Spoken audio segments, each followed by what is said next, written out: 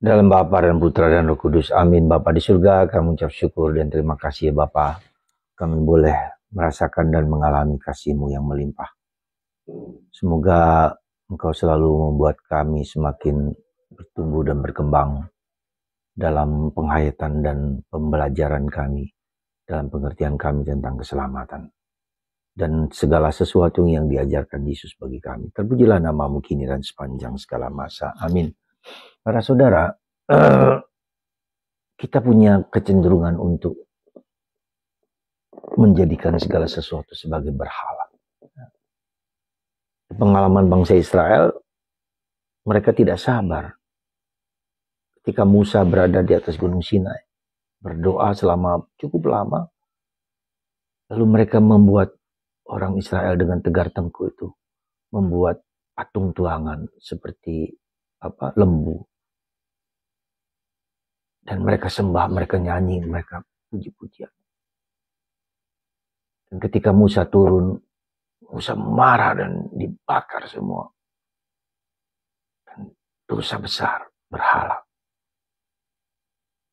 Berhala apa di zaman kita ini? Bisa juga kekayaan, bisa juga HP, bisa juga internet.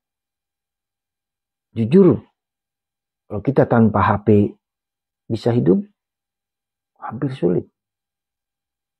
Dan itu bisa kita menjadi apa? Menjadi berhala. Anak-anak kita berjam-jam melihat, mendengarkan HP dengan games dan seterusnya dari pagi sampai pagi. Ya, semacam ketagihan judi online. Itu juga ya, ada banyak hal yang membuat kita terperangkap untuk membuat sesuatu menjadi berhala, menjadi bahala bagi kita. Kemarin dilihat di YouTube ada pendeta-pendeta karismatik yang dari Afrika dan juga dari Amerika yang super kaya, mempunyai pesawat pribadi, mempunyai mobil mewah, Lamborghini, bukan hanya satu,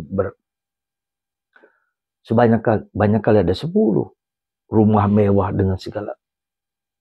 Coba bayangkan, mereka mendapatkan uang untuk manipulasi agama untuk mendapatkan sesuatu. Berhala. Dan mereka menganggap bahwa kemakmuran adalah yang dikehendaki Tuhan. Dan kita tahu banyak sekali yang kemudian tersesat. Ya, tapi itulah iblis yang, menurut saya iblis yang membuat orang terpesona dengan harta, dengan kekayaan, dan menggunakan kitab suci untuk membenarkan itu. Hati-hati saudara, ya hati-hati, kita semua hati-hati. Kita lihat pribadi Yesus yang miskin, yang menderita, yang tidak punya apa-apa. Kita lihat salib Yesus hanya kosong, hampa, tidak ada apa-apanya. Coba lihat, telanjang. Itulah tantangan kita, salib Yesus harus menjadi kekuatan kita, apapun juga. Yang kedua, kita bisa melihat Yesus mengatakan perumpamaan dan perumpamaan. Segala perumpamaan. Kenapa Yesus mengungkapkan perumpamaan? Bukan karena Allah itu misteri. Tak bisa diungkapkan dengan kata-kata, dengan penjelasan apapun juga.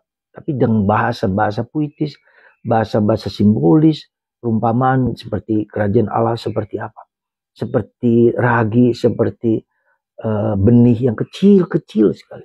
Artinya apa? Memang Allah adalah misteri, tetapi Allah menggunakan hal-hal yang kecil sekali untuk sesuatu yang berharga, yang mulia dan besar. Kita bisa lihat contoh yang paling besar. Bunda Maria. Bunda Maria itu adalah ada kelompok kecil yang disebut Anawim Yahweh yang mengharapkan Mesias datang. Mungkin nggak banyak orang, tapi mereka merindukan akan ada Mesias. Dan dia akhirnya dipilih Tuhan. Kita bisa melihat Santa Teresa, kecil Santa Teresa kanak-kanak Yesus disebut. Hanya tinggal di biara, berdoa dengan penuh semangat untuk karya misi. Coba bayangkan, gereja menganggapnya sebagai apa? Pelindung misi, padahal dia tidak pernah pergi keluar dari biara itu. Coba lihat. Dan dia menjadi pujangga gereja.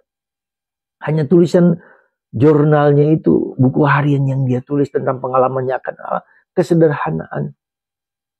Ya. Dan dia pada akhir hidupnya, aku akan membuat surga ya, mengirimkan surga bunga mawar kepada dunia. Dan itu gereja kecil yang sangat dicintai oleh banyak orang. Hal-hal kecil, sederhana, lakukan dengan penuh iman, dengan penuh kasih, dengan penuh keikhlasan, dengan penuh ketulusan. Apa saja. Hidup doa kita, sederhanaan kita, apapun, sekecil apapun. Bagikan yang bisa kita bagikan kepada orang lain. Semoga saudaraku terkasih, bukan hal yang besar, tapi yang kecil. Lakukan dengan sepenuh hati. Persembahkan kepada Tuhan. Semoga Tuhan memberkati Anda semua. Supaya hidup kita yang sederhana ini menjadi kekuatan kita. Dalam pelayanan kita, dalam kehidupan kita. Tuhan memberkati Anda semua.